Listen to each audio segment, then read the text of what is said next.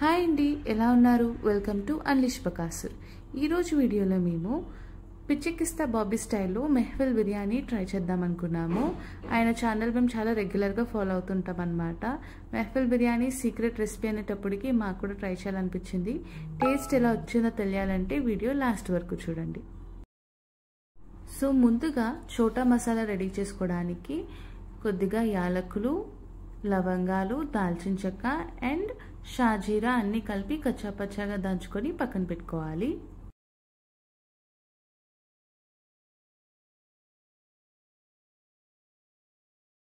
మేము half KG చికెన్కి రెసిపీని ట్రై చేసాము.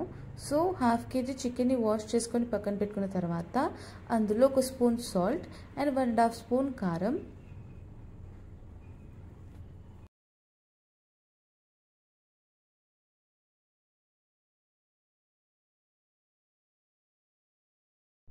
అలాగే అందులో 1 tablespoon ginger garlic paste, అల్లం వెల్లుల్లి ముద్ద అండ్ 1 కప్పు కొత్తిమీర, చిన్నగా తురుము పెట్టుకున్న కొత్తిమీర కూడా యాడ్ చేసుకున్నాను. అండ్ ఇందాక మనం తయారు చేసి పెట్టుకున్న చోటా మసాలా కూడా ఇందులోకి యాడ్ చేసుకొని మంచిగా మిక్స్ చేసుకొని ఒక 20 మినిట్స్ మ్యారినేషన్ అవ్వడానికి పక్కన పెట్టుకోవాలి.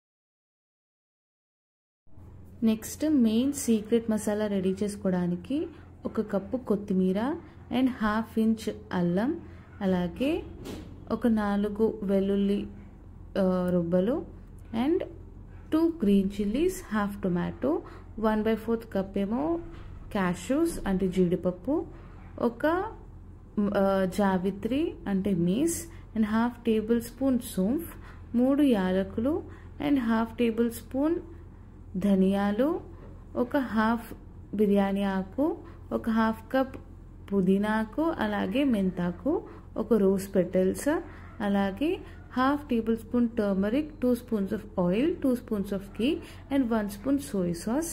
అండ్ పిచ్చెక్కిస్తా బాబీ గారు డ్రైడ్ రోజ్ పెటల్స్ యాడ్ చేయమని చెప్పారు. మాకు అవైలబిలిటీలో లేక మేము ఫ్రెష్ రోజ్ పెటల్స్ యాడ్ చేసుకున్నాము.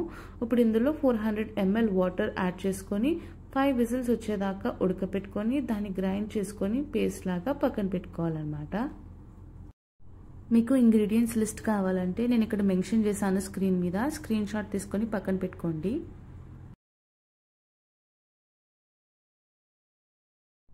నెక్స్ట్ ఏం చేస్తామంటే ఇందాక 20 మినిట్స్ నుంచి మ్యారినేట్ అయిన చికెన్లో 1/2 కప్ ఏమో ఫ్రైడ్ ఆనియన్స్, అలాగే 1/2 కప్ కర్డ్ అండ్ ½ లెమన్ని స్క్వీజ్ చేసుకొని మంచిగా మిక్స్ చేసుకొని పక్కన పెట్టుకోవాలి.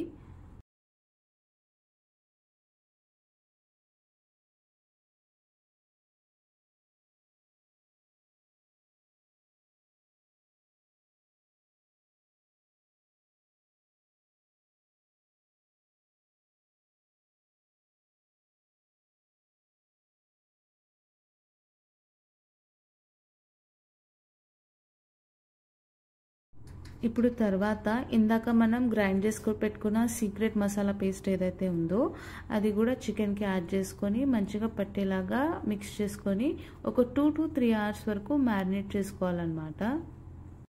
మసాలా పేస్ట్ మొత్తం కలిపేసుకున్న తర్వాత 2 స్పూన్స్ ఆఫ్ ఘీ యాడ్ చేసుకొని పక్కన పెట్టుకోండి.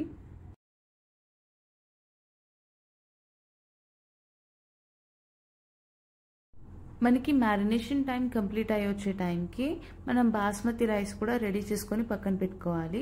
సో బాస్మతి రైస్ రెడీ చేసుకోవడానికి మనం ఈ ప్రొసీజర్ స్టార్ట్ చేసే 1 అవర్ ముందే బాస్మతి రైస్ని నానబెట్టుకొని 1 అవర్ పాటు పక్కన ఉంచుకోవాలి. ఆ తర్వాత ఒక పెద్ద బాండి తీసుకొని అందులో సరిపడా వాటర్, అలాగే వీడియోలో చూపించిన మసాలా దినుసులు కూడా యాడ్ చేసుకోవాలి.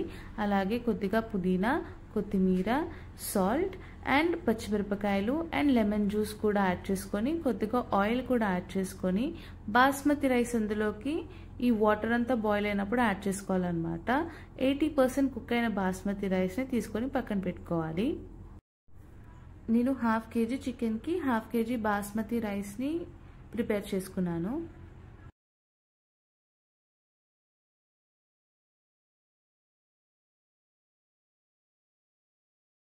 సో మ్యారినేషన్ టైం కంప్లీట్ అయిన తర్వాత ఈ మ్యారినేట్ చేసుకున్న చికెన్లోకి 150 ml వరకు హాట్ వాటర్ని మనం యాడ్ చేసుకోవాలి. ఆ తర్వాత పైన లేయరింగ్ మెథడ్లో మనము బాస్మతి రైస్ని కూడా పైన పరుచుకోవాలన్నమాట. ఉత్తకూడదు, జస్ట్ పైన స్ప్రెడ్ చేసుకొని పెట్టుకోవాలి. లాస్ట్ ఎండింగ్కి ఏం చేయాలంటే మీరు ఇందాక సేవ్ చేసుకొని పెట్టుకున్న ఫ్రైడ్ ఆనియన్స్ కానీ పుదీనా కొత్తిమీర అలాగే మసాలా వాటర్ కొంచెం మిగిలింది కాబట్టి నేను అది కూడా యాడ్ చేసుకున్నాను. ఈ బాస్మతి రైస్ పైన నెయ్యి యాడ్ చేసేసుకొని మూత పెట్టుకొని మనం ఈ బిర్యానీని దమ్ చేసుకోవాలన్నమాట. దమ్ చేసుకోవడానికి కూడా స్పెసిఫిక్ ప్రాసెస్ చెప్పారనమాట. అదేంటంటే ఒక 5 minutes ఏమో మీడియం ఫ్లేమ్ మీద డైరెక్ట్ స్టవ్ మీద పెట్టుకొని దమ్ చేసుకోవాలి. ఆ 5 minutes కూడా అయిపోయిన తర్వాత పాత ప్యాన్ ఏదైతే ఉంటే అది స్టవ్ మీద ప్లేస్ చేసుకొని ఈ 5 minutes ఉడికిన రైస్ ఏదైతే ఉందో అది ఆ ప్యాన్ మీద పెట్టుకొని ఒక 20 minutes వరకు దమ్ చేసుకొని కట్టేసుకోవాలన్నమాట. అప్పుడు super yummy and tasty Mehfil biryani ready అయిపోతుంది. చూసారు కదా బిర్యానీ ఎంత పర్ఫెక్ట్గా కుక్ అయిందో. మాకైతే బిర్యానీ టేస్ట్ చాలా బాగా నచ్చింది. అండ్ ఇంత మంచి రెసిపీని మాకు పరిచయం చేసిన పిచ్చెకిస్తా బాబీ గారికి చాలా పెద్ద థ్యాంక్స్.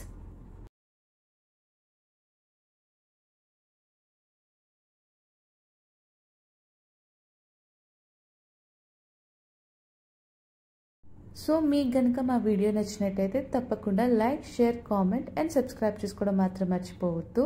అండ్ మీకు ఇలాంటి వేరే రెసిపీ ఏమన్నా మేము ట్రై చేసి మీకు చెప్పాలని కనుక మీరు అనుకుంటే కింద కామెంట్ సెక్షన్లో మెన్షన్ చేయండి. వచ్చే వీడియోలో మళ్ళీ కలుద్దాం. బాయ్.